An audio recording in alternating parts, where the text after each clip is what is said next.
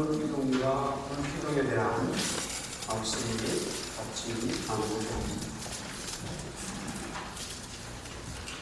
먼저 성경은 성경이 어렵다라고 하지만은 사실은 성경을 알고 나면은 어떤 성경은 과학책도 아니고 무슨 지식을 가르치고자 하는 책이 아니라 이 땅에 사는 사람들이 구원을 받는 그 진리를 깨달으면 되는 거예요. 성경이 가르치고자 하는 것은 구원받는 진리를 깨닫게 하는 거예요. 지금 우리가 출애굽기를 엑스포스죠. 한 3,500년 전에 이스라엘이라고 하는 한 민족이 남자만 60만 명이고 200만 이상 된다고 그러는데 그때 큰 민족이 노예로 이집트에 있다가 이제 가나안이라고 하는 곳으로 오게 되어지는 이런 내용을 기록한 것이 이 엑스포스 출애굽기입니다. 엄밀히 따져서 이것은 히브리 민족의 이야기지 성경이 될 수가 없지요. 그러나 이것이 성경으로 인식되는 진리를 발견해야지만이 이게 유대인들의 히브리 사람들의 이야기를 적고 있지만 그 이야기를 적으려고 하는 게 아니라 구원에 대한 이야기를 진리를 얘기하고 있구나 하는 것을 깨닫게 된다는 말이죠. 이스라엘 백성들이 출애굽을 할 수 있었던 것은 애굽을 당당하게 자유인으로 나올 수 있었던 것은 그들이 전쟁을 하거나 아니면은 어떤 힘이 있어서 나온 게 아니에요. 전혀 나올 수가 없다 이 말이에요.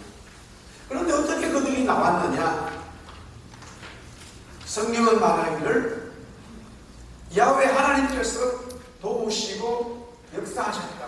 그러면 야훼 하나님 여호와께서 역사하셨는데 어떻게 역사하셨느냐? 그것의 핵심이 바로 첫 번째가 짐승, 양을 잡아가지고 양이나 염소, 즉 어린 양 1년 되어진 수컷을 잡아서 피를 각각지 자기 집에 발라다는 거예요. 자기 집에 바르니까 그 일로 인해서 하나님의 천사들이 그 피를 바른 집은 넘어가고 그 피를 바르지 않은 어떤 민족에 관계없이 어떤 사람의 집이라고 그 가문에서 제일 먼저 태어난 남자 장자를 죽이더라 이거예요. 그뿐만이 아니라 동물도 태어난 것에 제일 먼저 태어난 것들은 다 죽인다는 거예요. 근데 보세요.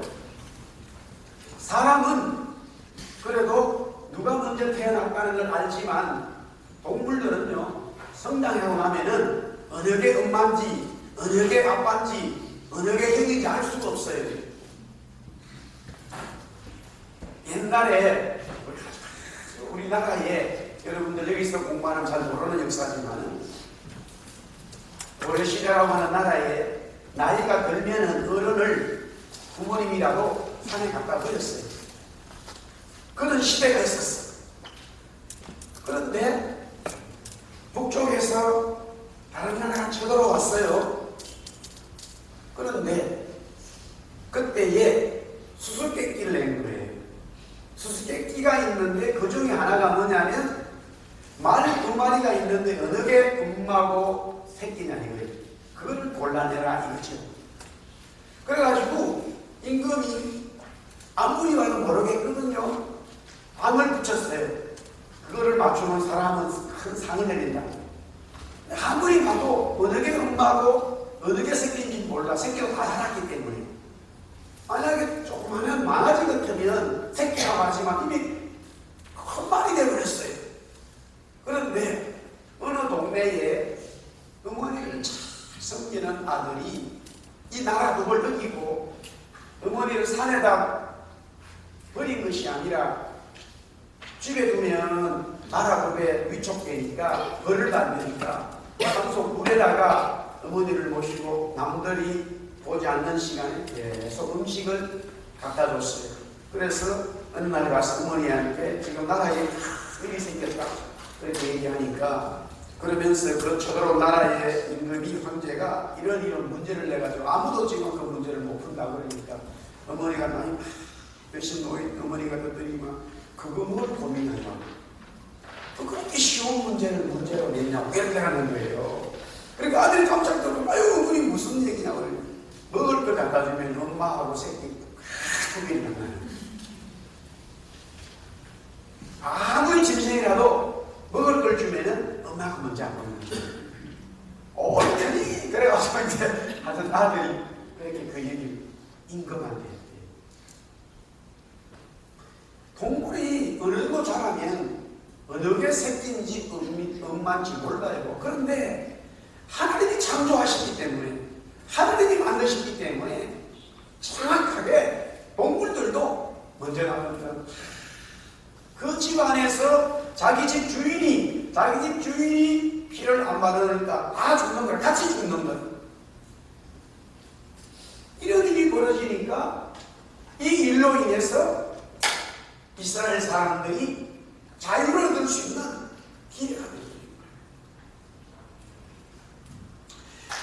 그러면 하나님께서 이스라엘 백성들 모세를 통해서 알려주신 이 양을 잡아서 염소를 잡아서 피를 바르는 게 뭐냐 이거.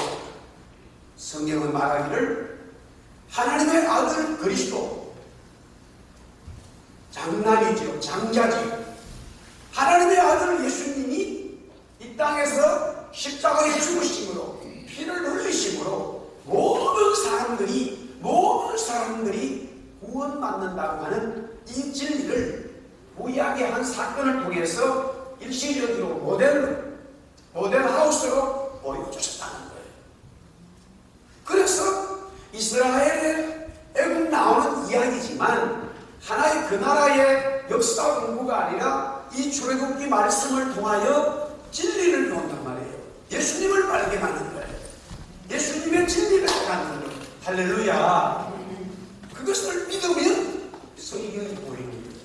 그것이 믿어지지 않으면 아무리 히브리어를 잘하고 이스라엘 역사를 공부하고 영어도 잘하고 아주 논리적이고 해도 이 성경이 진리로 받아들여지지를 않아요. 그러나 전혀 글을 못 읽는 사람이라 할지라도 이것은 진리로 받아들여버리고 우리의 영으로 반응하기 시작하면 이 성경이 정말 하나님의 구원의 말씀으로 영으로 들어본다는 사실이에요. 그래서 성경이 아주 희한한 책이 되는 거죠. 이 성경 말씀이 살아있다는 것을 우리는 깨닫게 된다는 겁니다. 그래서 하나님께서는 1차적으로 이스라엘 백성들을 구원하시기 위하여 그 첫 번째로 양을 잡아서 유월절이라고 하는 패스오브, 그리스도가 죽음으로써 그리스도가 이 땅에 십자가의 죽으심으로 일어나는 이 사건을 미리 보여주시고 그것을 통해서 구원의 인도함을 시작하셨다는 거예요.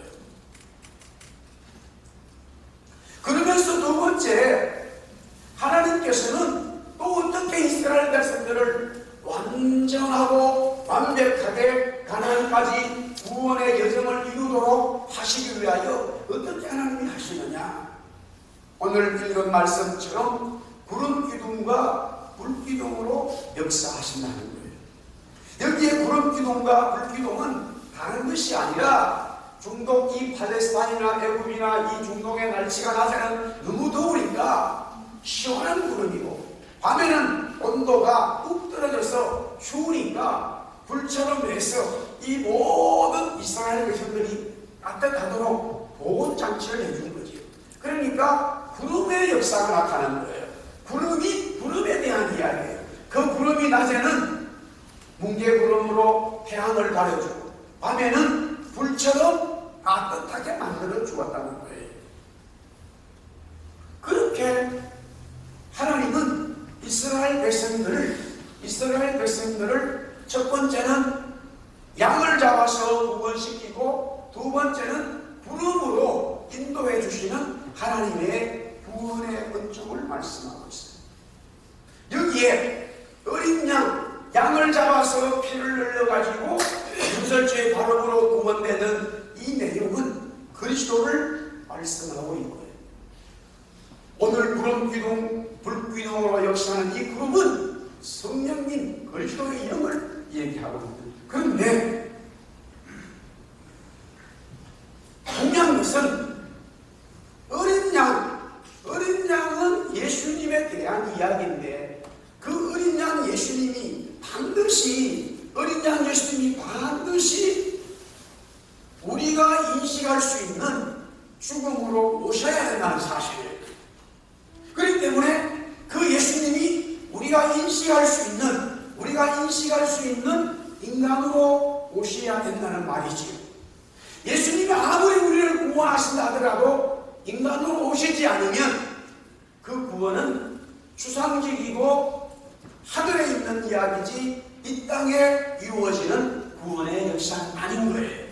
그래서 어린 양이라고 하는 구체적인 양을 잡아서 피를 바르게 되는 것은 예수님이 이 땅에 구차로 오셔가지고 십자가에 죽으신다고 하는 사건을 말씀하고 있고, 나아가서 구름기둥과 불기둥은 성령님께서 운행하시고 성령님께서 동행하시고 성령님의 인재를 말하는데, 그 성령님의 인재는 구름기둥이라는 것은 구름이 이꼴 성령님이다 아니에요. 성령님께서 구름처럼 역사하신 것뿐이죠. 그래서 성령님은 조금 우리가 생각하기에는 추상적인 것처럼 느껴질 수 있어요. 각자 개인마다 집단마다 조금씩 당하실 수 있단 말이에요. 오늘 여기에 성령께서 구름기둥으로 불기둥으로 이스라엘 백성들을 인도하신다는 것은 어떨 때는 비둘기로, 어떨 때는 물로, 어떨 때는 불로, 여러 가지로 성령님께서 표현하시고 나타나셔서 역사하신 것을 우리는 성경을 통해서 많이 보게 되었죠. 그래서 이 성령의 인도하심은 대단히 주관적인 일들이 있을 수 있어요. 그럼에도 불구하고 그 성령님이 또한 그리스도라고 말했기 때문에, 즉 예수의 영, 진리의 영, 하나님이라고 했기 때문에 반드시 주관적이지만 또한 그 성령님은 객관적으로 역사하신다. 할렐루야. 다시 말씀드립니다. 예수의 어린 양은요, 십자가에 죽는 그 사건을 여러분이나 제가 인정을 하든 안 하든 2000년 전에 예수님이 골고다에서 죽었단 말이에요. 십자가에서 죽었어요. 그것은 나는 믿지 않습니다. 우리의 자유예요. 나는 그거 받아들이잖아요. 우리의 자유예요. 하나님이 우리를 구원하고자 우리에게 은혜 주시고 하는 모든 일들을 다 해놓으시고 우리에게 그것에 대한 자유를 주셨어요. 자기의 지식을 동원해서 자기의 성격을 동원해가지고 절대 그것은 진리가 아니야 주장할 수 있어요. 안 받아들일 수 있어요. 그것은 그렇게 말하는 그 사람의 모습이에요. 그렇다고 해서 진리가 진리로 등단되지 않느냐? 아니에요. 우리 스스로 그렇게 말을 한다 할지라도 진리는 이미 선포되어졌고 진리는 실행이 되어졌고 진리는 구원의 역사는 이루어졌습니다. 그래서 예수님이 이 땅에서 하나님이지만 오셔서 고난을 받으시고 십자가에 죽으심으로써 어린 양의 피를 흘려서 바울은 말하기를 우리의 구원은 양이나 소나 송아지나 이와 같은 피로 하지 아니하고 짐승의 피로 하지 아니하고 그리스도의 피로 말미암아 영원한 속죄를 이루었다라고 말씀하고 있는 거예요. 할렐루야. 이와 같은 그리스도의 은혜가 십자가의 은혜가 나한테 구원으로 들어오게 되면 그때부터 내 속에는 성령님이 역사하게 되어져 있어요. 성령님이 움직이시는 거예요. 그러니까 각자에게 성령님은 하나님이신데 각자의 역사는 성령님이 다 달라요. 그럼에도 불구하고 또한 그 성령이 아주 객관적으로 동일한 은혜를 주신다는 사실. 그래서 성령의 다양성과 통일성이 있는 거예요. 브라이티, 성령의 브라이티와 성령의 유니티가 있는 거예요. 브라이티, 성령의 다양성은 각자에게 다 달라요. 우리 교회 역사는 성령이 다를 수 있고 또한 다른 교회, 그 교회에 맞는 성령이 다를 수 있고 다 다르단 말이에요. 그럼에도 불구하고 다른 성령의 역사지만은 자세히 보면은 다 동일하게 하나님의 은혜 속에 있음을 또 공동성을 발견하게 되는 거예요. 그 객관성을 어디에서 찾을 수 있느냐? 성령을 통해서 정확하게 기록되어 있습니다. 오늘 이스라엘 백성들에게는 하나님께서 낮에는 구름 기둥으로 밤에는 불 기둥으로 하는 구원받은 이스라엘 백성들에게 나타나신 성령님에 대해서 말씀하고 있습니다. 우리가 요새 매일 이제 아침에 지금 창세기 또 말씀을 묵상하는데 특별히 요셉에 대한 이야기가 나오고 있습니다. 사실 창세기 50장 중에서 12장부터 50장까지 거의 40장을 창세기라 그러면 우리가 제네시스잖아요. 제네시스 그러면 성경으로 생각하지 않고 현대처만 생각하는 분들이 있어요. 제네시스는 창세기라는 뜻인데, 근데 이게 거의 40장 내용이 아브라함, 이삭, 야곱, 요셉 이 네 사람 얘기로, 물론 중간에 유다 얘기도 좀 있고요. 그렇죠. 이 네 사람 얘기가 거의 40장을 다 차지. 아니 족보 이야기가 무슨 창세기냐고 생각해보세요. 분명히 성경은 제네시스, 창세기라고 뭔가 창조되어지고 역사적인 일이라고 하던데 가만히 보면은 아브라함과 이삭과 야곱, 요셉의 얘기예요. 그것도 보면 맨날치만 싸우는 얘기밖에 없어요. 여러분들 잘 들으십시오. 교회를 여러분들이 영으로 생각하지 않으면요, 뭐 교회 소문 잠깐 나오지만은 실제 하보세요. 교회거든. 막 교회가 어떤 교회 뭐 공대 가보세요. 실제적으로 가보세요. 내용 안에 들어가 보세요. 별거 없어요. 아무것도 없다니까요. 그러나 그 속에 정말로 성령이 계시기 때문에 보이지 않는, 세상에서 볼 수 없는 그 무엇이 있단 말이에요. 그것을 창세기라고 이름 붙이는 거예요. 우리가 창세기 하면 생각만 해보세요. 제네시스 하면은 지금 현대에서요, 그 이름을 붙였을 때는 BMW나 벤저와 같은 이 좋은 차를 다 초월할 수 있다. 그런 대단한 플랜을 가지고 제네시스를 만들었어요. 엄청 돈 투자했어요. 그거 만들어야 된다. 당연히 그런 이름 붙일만 해요. 그러면 창세기에 붙이면 이걸 보면 이야 정말 어마어마하구나. 이야 놀랄 게 하나도 없어요. 아브라함이 결혼을 해가지고 자기 부인을 갖다가 동생이랑 2번이나 속이고, 야곱이 뭐 아버지 속이고 형하고 싸우고 도망가고 삼촌하고 싸우고, 그래서 삼촌이 쫓아와가지고 야 이거만 네가 이길 수 있는 그런 얘기가 없어요. 그러니까 야곱이 부인이 내려가지고 여자들이 싸우고, 그래서 하나 나니까 막 자기 종을 찍어다 부인 만들어 빼놓고 완전히 콩가루 집안 얘기예요 지금. 그게 자기 나와. 요셉도 뭐예요? 형들이 그냥 자기 동생 미워해가지고 자기 형제 간에 싸움 이야기라니까요. 그런데 그 속에 정말로 우리의 영이 새로워지는 창세기가 있단 말이에요. 발견하지 못하면 절대 이 성경이 보여지지 않아요. 요셉이 형들의 유을 받아가지고 결국에는 종으로 팔려갔고 노예로 팔려갔고 애굽에 왔는데 또 거기에서 어떤 일이 좋지 않게 되어져가지고 재수가 되다가 마지막에는 총리가 되었다. 시작과 중간을 보면은 너무 답답하지만 마지막에 클라이막스로 총리된 걸 봤을 때, 야, 정말로 하나님 대단하네.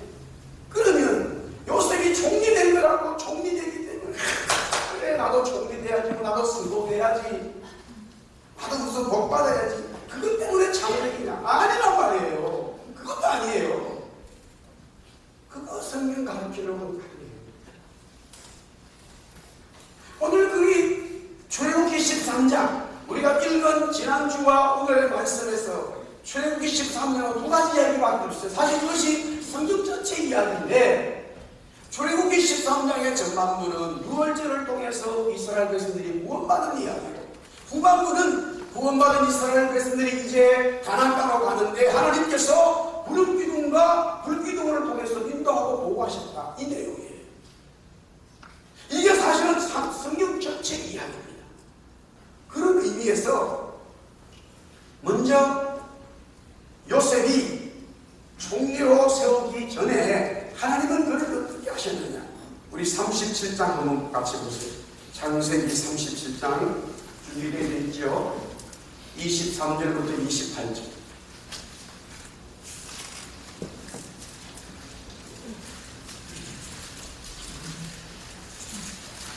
제일 중요한 말씀을 먼저 한번 읽겠습니다. 23절에서부터 28절인데, 우리 26절 말씀, 26절, 27절을 한번 다 읽어보겠습니다. 창세기 37장 시작. 유다라 자기 형제에게 우리가 우리 동생을 죽이고 그에게 겪었는데 무엇이 우리가 작은 이스마엘 사람들에게 팔고 그에게 우리 손을 떼지 말자. 그는 우리의 동생이요 우리의 형제를 하나님 그의 형제들이 죽어나왔다. 첫 번째는 요셉이 형들로부터 미움을 받고 시기를 받아서 형들이 아예 죽여버리자고 결정했는데 조금 변경이 일어났어요. 그러면서 어떤 상황이 벌어졌냐면, 큰 무덩이 속에, 웅덩이죠, 큰 웅덩이 속에다가 이 형들이 동생을 집어넣어버렸어요. 이 성경에는 없지만은 그 속에 있는 동생이 그냥 아이고 형님들 대단합니다, 감사해요, 이러지 않았단 말이에요. 이게 무슨 일입니까? 막 도와달라고, 살려달라고 막 발버둥을 쳤을 거예요. 아무리 자기가 그 구덩이에서 나오려고 해도 나올 수가 없어요. 누군가가 사다리를 넣어주든지 무슨 줄이 있든지 해야지, 아무것도 없는 그 깊은 구덩이에서 빠져나올 수가 없단 말이에요. 이때에 유다라고 하는 자기 형, 네 번째죠, 넷째 형이 이 요셉을 건져주게 됩니다. 이 사건을 기록하고 있어요. 이게 뭐냐면, 유다는 그리스도의 예수님의 조상이에요. 유다로부터 시작되어진 자녀들이 이제 그리스도가 태어나게 되었어요. 그래서 우리들 스스로는 그 어떤 죄의 구렁텅이에서 빠져나올 수 없어요. 이스라엘 백성들 스스로는 애굽의 권세에서 빠져나갈 수 없어요. 어떤 식으로도 할 수가 없어요. 누군가가 그것을 도와줘야 된단 말이에요.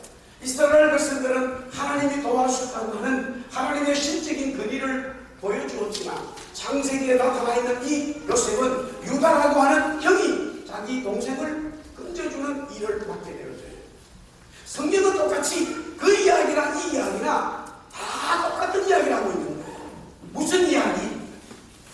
죄와 사망에서 죽을 수밖에 없고, 우리는 그 무엇으로도 구원을 이룰 수 없는 우리 모든 사람들, 인생들에게 하나님께서 그리스도를 통하여 구원의 은총을 주셨다 하는 말씀을 하고 싶은 거예요. 할렐루야. 그 이야기를 하고 싶은 거예요. 그 이야기가 진리가 들어있는 거예요. 모든 성경이 그렇게 해석되어지죠. 그래서 요셉은 유다 형을 통해서 구원을 받았죠. 그 다음에 그렇게 살아난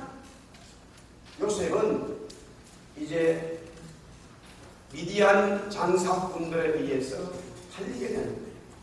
오늘 성경은 뭐라고 말씀하고 있냐면 39장, 자 39장 한번 보겠습니다.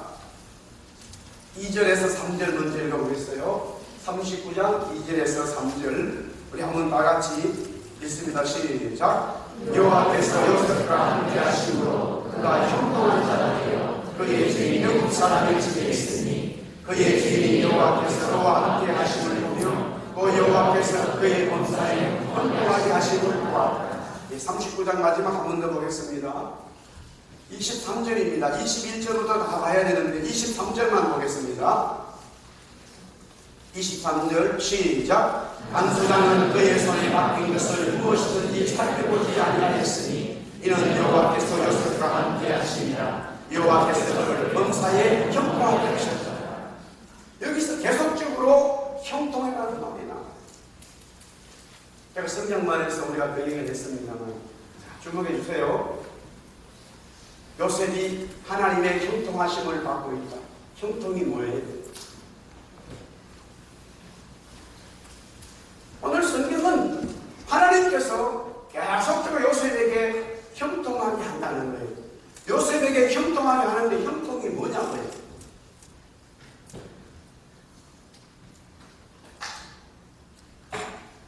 우리가 성경을 자세히 보지 않으면 다 진리를 놓치는 거예요. 지금 여러분들 개인이 요셉처럼 되어 있을 때 왜 자꾸 전 형통이냐고 다 그렇게 말할 거예요.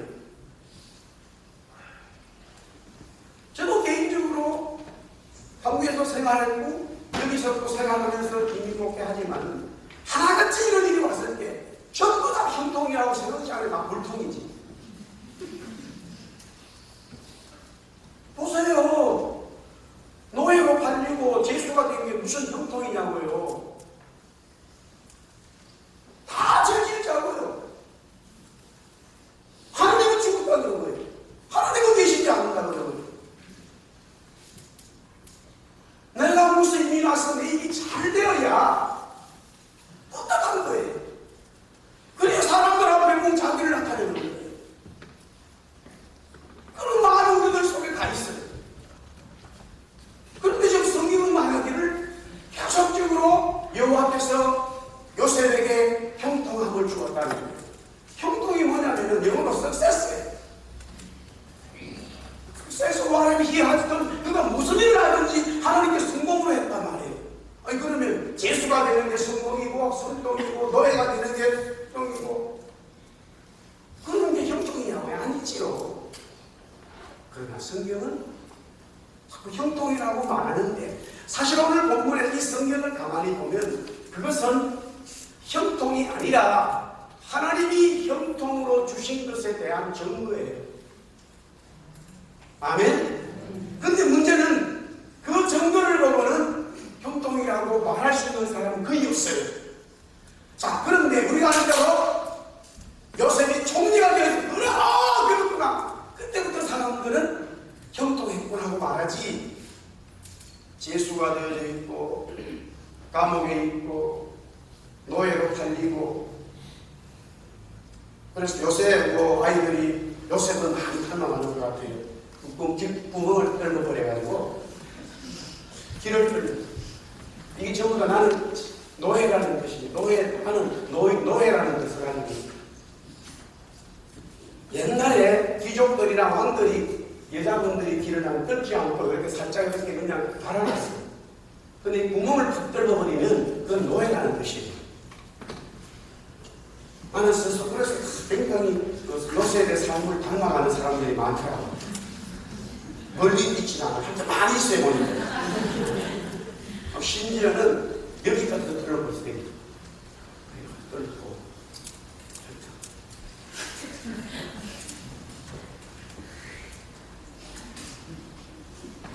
요셉이 총리가 됐을 때는 누구나 주위의 사람들이 저 사람은 하나님이 함께 하셨어. 저 사람은 하나님의 형통이 있는 사람이야 라고 말할 수 있습니다. 근데 재미있는 것은 이 단어를 형통이라는 단어를 요셉이 총리가 되는 그때에는 하나도 적지 않는다는 거예요. 요셉이 총리된 그 장면에서는 성경은 형통이라는 말을 쓰지를 않아요. 왜? 그거는 쓰지 않아도 다 알기 때문에. 그거는 말하지 않아도 알기 때문에. 진리를, 그거는 진리가 하면 진리가 아니거든. 진리를 벗어난 거예요. 말하지 않아도 다 아는 것은, 누구든지 말하지 않아도 다 아는 것은 진리가 아니에요. 진리의 가치가 없어요. 지금 요셉이 재수가 되어져 버렸고 오해를 받고 너무나 힘든 그때에 하나님은 요셉에게 형통하다라는 말을 주어줬어요. 그 형통은 따릅시다. 형통은 하나님이 요셉과 함께 하신다. 함께 하시니라. 여호와께서 요셉과 함께 하시니라. 그 말이 형통이라는 것이에요. 그래서 임마누엘을 얘기하고 있어요. 그 성령님을 얘기하는 거예요. 성령 하나님을 얘기하고 있는 거예요. 성령 하나님이 이스라엘 백성들에게 구름 기둥, 불 기둥으로 인도하는 것처럼 그것이 홍해로 가든 지하로 가든 하늘로 가든 아무 관계없어요. 성령님이 함께 하시는 것, 그것이 바로 성령은 형통이고 구원의 완벽한 역사를 이루어가는 하나님의 방법이라는 거지요. 마찬가지로 요셉이 1차적으로 구렁텅이에서 자기가 빠져나올 수 없는데 형 유다가 구출해 줌으로 인하여 딜리버런스, 구원받고, 즉 이스라엘 백성들이 자기들이 애굽을 나올 수 없는데 하나님께서 어린 양의 역사로 구원해 주신 것처럼 그 이후에 계속적으로 진행되어가는 요셉의 삶, 이스라엘 백성들의 삶에는 성령께서 역사하십니다. 성령님이 도와주십니다. 그 성령님이 나를 어떤 바다로 이끌고 가든 하늘로 UFO가 되든 아무 관계없어요. 근데 우리 인간들은 진리를 제대로 받지를 못하면 홍해로 가고 감옥으로 가고 사회바다로 가고 강력으로 가면 그때부터 반응이 나와버려요. 진리를 놓쳐버리는 거예요. 총리가 되고 비옥한 땅으로 가고 멋있는 음식을 주고 좋은 옷을 주면 그때부터는 반응이 너무도 좋아. 그래서 하나님은 하나님의 백성들을, 하나님의 사람들을, 하나님의 교회를, 하나님의 진정한 사람들을 가리기 위해서는 전부 다 세상에 하는 반대로 해요. 그래야 진리를 깨닫게 돼요. 아멘? 물론 마지막에 세상 사람들이 다 인식할 수 있는 하나님의 사람을 높여놓아서 거기에 다 경배하게 하고 그 사람을 통해서 하나님을 떠올리는 것은 틀림이 없어요. 그러나 하나님의 형통, 성령의 인도하심은 바로 하나님께서 그렇게 이끌어 가신다는 거죠.